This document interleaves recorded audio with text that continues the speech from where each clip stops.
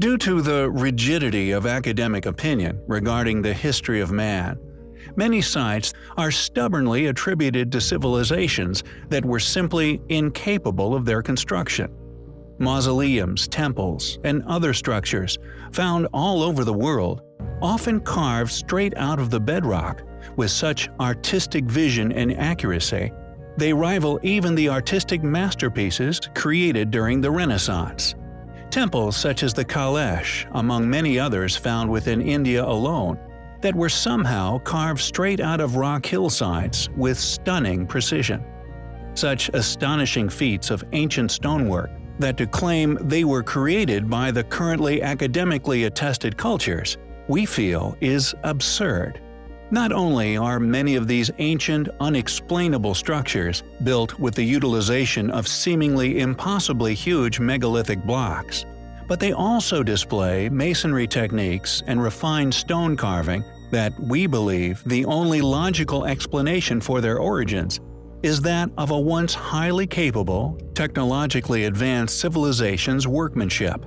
For example, our recent research surrounding the Bosda cave system, the confirmed quarry for the nearby ancient ruins of Haran, with a focus on the stone cutting tool marks found within, and indeed the easily identifiable shape of the blocks built from this undertaking, we perceive as a possible missing link now connecting a vast number of ancient ruins around the world.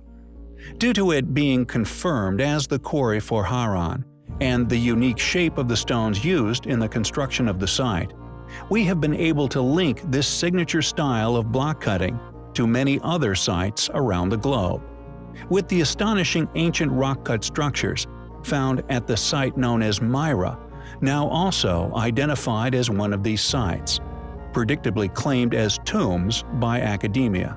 And although there is no substantiated written reference for Myra existing before it was listed as a member of the Lycian League in 168 BC, the stonework still existing at the site, thanks to ours and New Earth's efforts, could be seen as that of the same as many other ancient sites, also possessing these signature blocks found at Hassan, which we strongly feel, due to a large amount of evidence, as having a pre-Diluvian origin.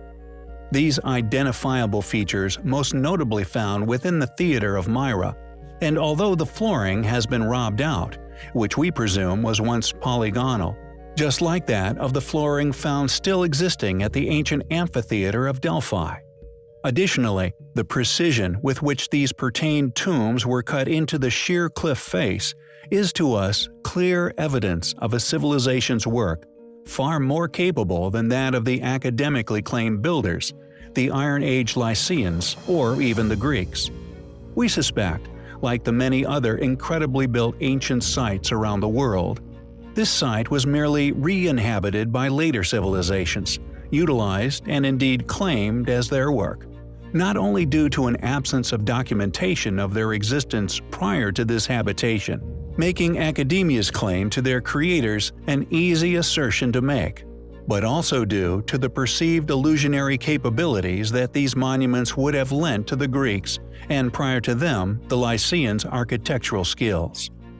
There are two necropolis of these rock-cut temple fronts found at Myra, the first being the river necropolis and the second being the ocean necropolis.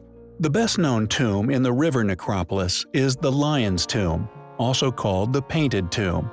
This name given to the tomb by traveler Charles Fellows, who in 1840 found the tomb to have still been colorfully painted in red, yellow, and blue.